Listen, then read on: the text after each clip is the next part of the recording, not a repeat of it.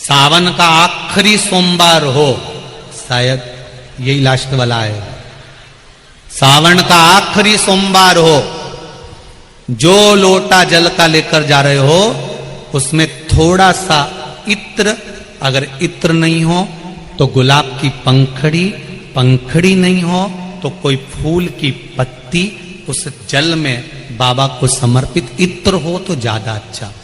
आखिरी सोमवार को या सावन महीने का आखिरी दिन आप शिव को जब 2 लोटा जल चढ़ाएं तो उसमें इत्र का भाव रखकर, कामना कर कर, त्र्यंबकेश्वर बाबा का स्मरण कर कर और महामृत्युंजय मंत्र को जपते हुए। कौन सा मंत्र? ये वेद का बड़ा सुंदर मंत्र है, इसको चिल्लाकर नहीं बोला जाता, भीतर महामृत्युंजय मंत्र का स्मरण करते हुए। और अगर महामृत्युंजय मंत्र याद नहीं हो तो पंचाक्षर मंत्र नमः शिवाय,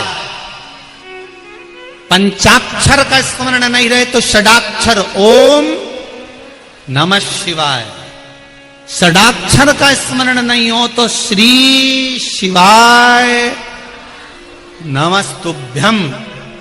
आपसे निवेदन है, अशोक सुंदरी वाली जगह पर अगर आप समर्पित कर देते हैं, फिर आप जिस भी चीज के लिए अप्लाई करें, मेरा देवाधिदेव महादेव आपका हाथ पकड़कर खींचकर आगे बढ़ा ही दे। मेहनत करना,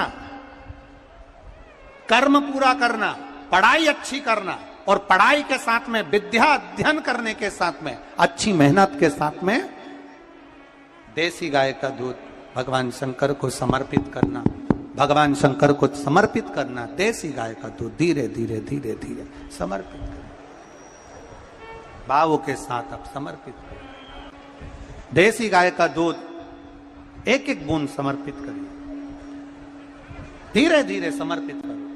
और देसी गाय का दूध जब धीरे धीरे समर्पित करें, बड़े रास्ते से आनंद से धीरे धीरे जब आप समर्पित करेंगे, बेलपत्री वही दूध में सनी हुई बेलपत्र, अशोक डंडी का भाग शिवलिंग की ओर नहीं होना चाहिए, उस समय पर डंडी का भाग जहां से पानी बहकर जाता है अशोक सुंदरी की ओर से, वहां पर होना चाहिए। कार्य में सफलता मिलती ही है। शिव तत्व को धारण कर। सोमवार की अष्टमी का मतलब आपको इंदौर की कथा में बताया था, जिस दिन शंकर और पार्वती के मिलन का दिवस हो, और केवल एक माता पार्वती के अकेले मिलन का नहीं, 64 योगनियां तक भगवान शंकर से मिलने के लिए आती हैं। पीला चंदन लगा लेना। कितना लगाना है? बीच वाला जो पत्ता है उस पर पीला चंदन। जब आपको लगे कि मेरा जीवन बहुत कष्टमय है, अब ये रोग, अब ये कष्ट दूर ही नहीं हो रहा, अब ये आए दिन तकलीफ पर तकलीफ बढ़ती जा रही है, आए दिन रोग बीमारी, पैसा घर में बच नहीं रहा, बहुत कष्टमय जीवन है, इसमें लगाओ पीला चंदन बेलपत्री की बीज पत्ती पर। महाराज, और बीज पत्ती पर जब चंदन लग जाए, लगने के बाद में ये दोनों पत्ती पर लाल चंदन लगा लीजिए। इन दोनों पत्ती के बीच में जो डंडी का भाग होता है, आपको कहा था, आपको स्मरण में होगा शायद, हमने जब बेलपत्री की महत्वता बताई थी तो उस बेलपत्री की महत्वता में कहा था ब्रह्मा विष्णु महेश ये 3 हैं, बोला था।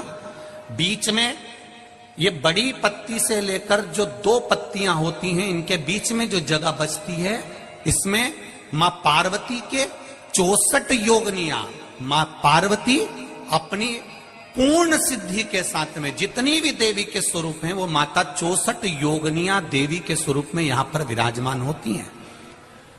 2 पत्ती के नीचे से जो डंडी होती है नीचे तक, ये पूरी डंडी में 33 कोटि देवी देवताओं विराजमान होते हैं इस पूरी डंडी के अंदर।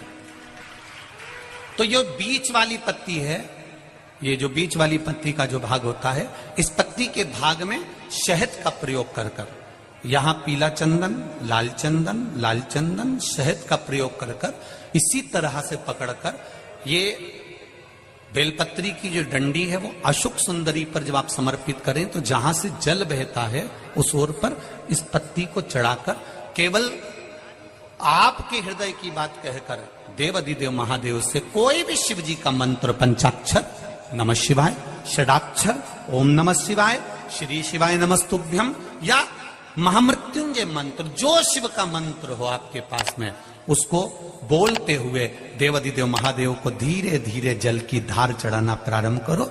जल की धार जब पूर्ण होने लगे, उसमें थोड़ा जल बचे, तब अशोक सुंदरी पर जो तुमने बेलपत्र चढ़ाई है वहां उस जलधार को चढ़ा। ये प्रयोग आपको केवल सोमवार की अष्टमी पढ़ने पर ही करना है। कौन से दिन करेंगे? जम के बोलिए जरा। सोमवार की अष्टमी पढ़ने। और धतूरे का फूल,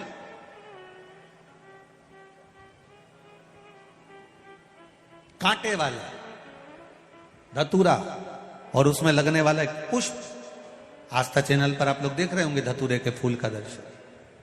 धतूरा और धतूरे का पुष्प, छोटा सा पौधा है, ज्यादा बड़ा नहीं है, कांटा लग रहा है, धतूरा लग रहा है, और उसमें भी साधारण धतूरा नहीं।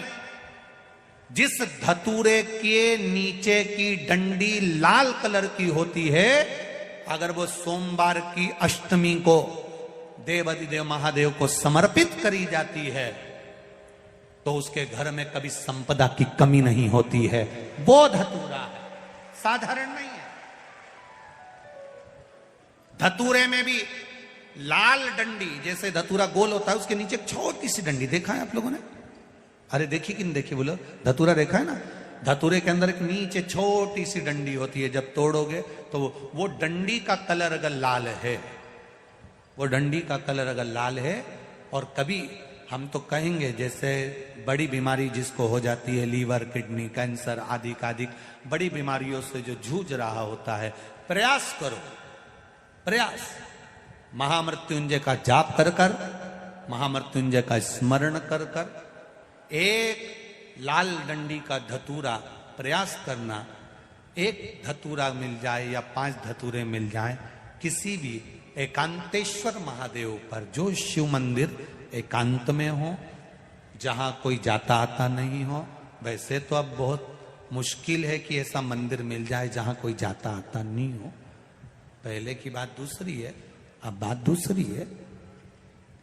फिर भी कहीं आप रोड पे से निकल रहे हो, एकांतेश्वर महादेव अगर आपका दिख जाए, बहुत बीमारियों से ग्रसित हो, तो भी महामृत्युंजय जाप का स्मरण कर कर, या किसी विद्वत ब्राह्मण जन से महामृत्युंजय मंत्र का जाप कराकर, या भगवान शिव के मंत्र का जाप स्वयं कर कर, वो भी ना बने तो पंचाक्षर मंत्र नमः शिवाय, षडाक्षर मंत्र ओम नमः शिवाय, या श्री शिवाय नमस्तुभ्यम जप कर वो लाल डंडी का धतूरा 5 एकांतेश्वर महादेव को आप समर्पित कर सकते हो। रोग थम जाएगा। जो दवाई खाओगे वो शरीर को लगना प्रारंभ हो जाएगी और आप स्वस्थ होने वाली थी। सावन की पहली, और मालूम पड़ा कि वो कथा छत्तीसगढ़ की पवित्र धरा पर है। अर्थात भजन का बल, भक्ति का बल, स्मरण, ये सब खींच कर लाते हैं। चुंबक देखिए आप लोगों ने, वो चुंबक को गंगा में रस्सी बांधकर गोताखोर डालते हैं और उसमें चिपकने वाला जो भी सामान होता है वो चिपक जाता है। लकड़ी नहीं चिपकती, कपड़ा नहीं चिपकता, प्लास्टिक नहीं चिपकता। वो चुंबक में जो चुंबकीय तत्व होते हैं वही चिपकते हैं।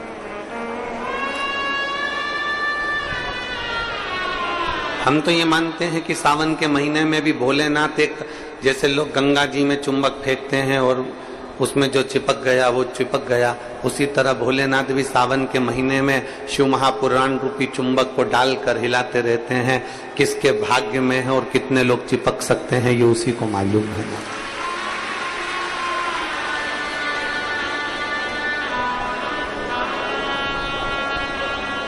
72 साल बाद ऐसा सावन आया है, और उस सावन में अगर भगवान की अविरल भक्ति हमारे मुख से हो रही है, भजन हमारे मुख से हो रहा है, कीर्तन हमारे मुख से हो रहा है, तो आप और हम तो सब शिव के चरणों के दास हैं।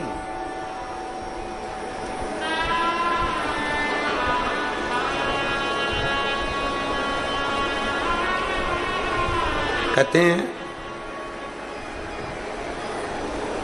शिव महापुराण की कथा कहती है, नौकरी ऐसी होना चाहिए, सर्विस ऐसी होना चाहिए जहां जाने का मन करे। ऑफिस में तुम बैठते हो और दिन भर क्लेश मचे, फाइल तुम पढ़ते हो और फाइल उठाते से तुम्हारे को मानसिक टेंशन आ जाए, जरा जरा सी बात में चिंता खड़ी हो जाए, तो वो ऑफिस जाने का मन नहीं करता, नौकरी पर जाने का मन नहीं करता। नौकरी ऐसी हो जहां जाने का मन करे, और घर ऐसा हो जहां वापिस आने का मन करे। तो घर में अगर क्लेश हो रहा है, बहुत अशांति हो रही है, बहुत लड़ाई हो रही है, बहुत विवाद हो रहा है, कहीं सास का मुंह फूला रहे, कहीं बहू का मुंह फूला रहे, कहीं बेटे का, कहीं बेटी का, कहीं माँ का, कहीं पिता का, कहीं भाई, कहीं बंधु, इनके मुंह फूले रहे, तो घर में आने का मन नहीं करता। पत्नी का दिन भर मुंह फूला रहेगा तो पति का घर आने का मन नहीं करेगा। माँ बाप का अगर मुंह फूला रहेगा तो बच्चों का घर आने का मन नहीं करेगा। नौकरी ऐसी हो जहां जाने का मन करे।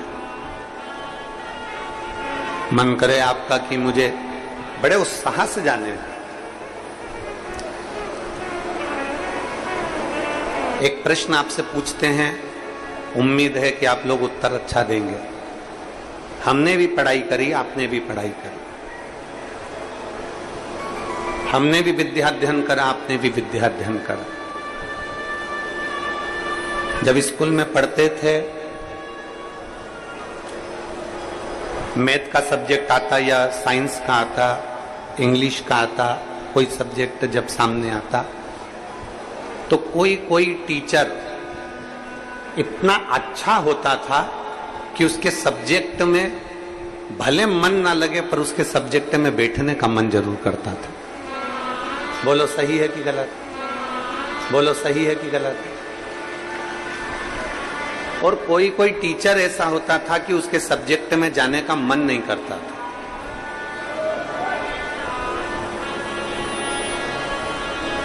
उनके सब्जेक्ट में जाने का मन नहीं करता।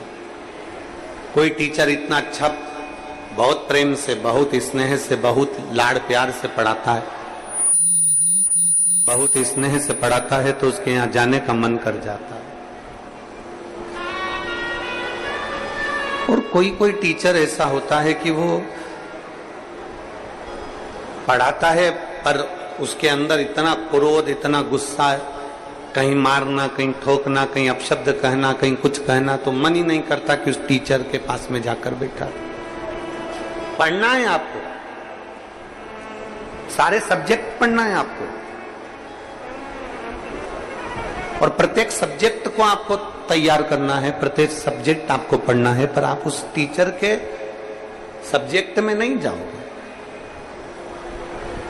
प्रत्येक सब्जेक्ट आपको पढ़ना है, प्रत्येक सब्जेक्ट आपको धारण करना है, पर आप उसके सब्जेक्ट में नहीं पहुंचोगे। बस जैसे स्कूल में कोई टीचर अच्छा है तो उसके सब्जेक्ट को पढ़ने के लिए आप जरूर जाते हो, उसी तरह नौकरी ऐसी हो जहां जाने का मन करे आपका।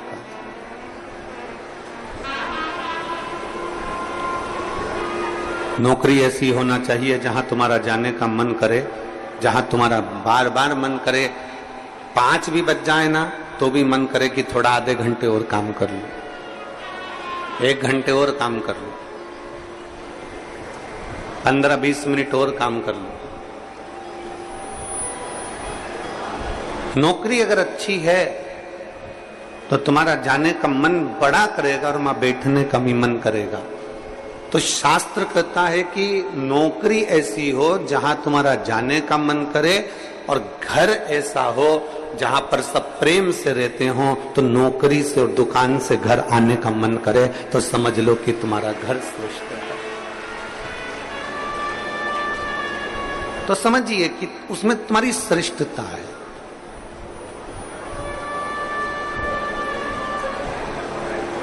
जरा जरा सी बात में अगर क्लेश हो रहा है, जरा जरा सी बात में अपशब्द बोले जा रहे हैं, तो वो श्रेष्ठता नहीं बनती। लोरमी वालों ने भी बहुत व्यवस्था कर रखी थी, परंतु कीचड़ इतना है, मिट्टी काली है, पानी पड़ा हुआ है, इसलिए प्रशासन भी उस चीज को हाँ नहीं भर पाया, क्योंकि उनको दिखता है कि इतना लाखों में। अब आप देखिए कि 3 पंडाल बड़े बड़े डूम भरे पड़े हुए हैं, उधर भी बाहर भक्त हैं, उधर भी बाहर भक्त हैं, और इधर देखोगे तो चारों तरफ बाहर पूरे के पूरे भक्त भरे पड़े हुए हैं। प्रशासन भी ये चीज देखता है कि इतने शिव भक्त आएंगे तो वो आराम से कथा सुने, आराम से रहें, आराम से खाएं, आराम से अपना भजन कीर्तन करें और आराम से कथा श्रवण कर अपने अपने घर को जाएं। किसी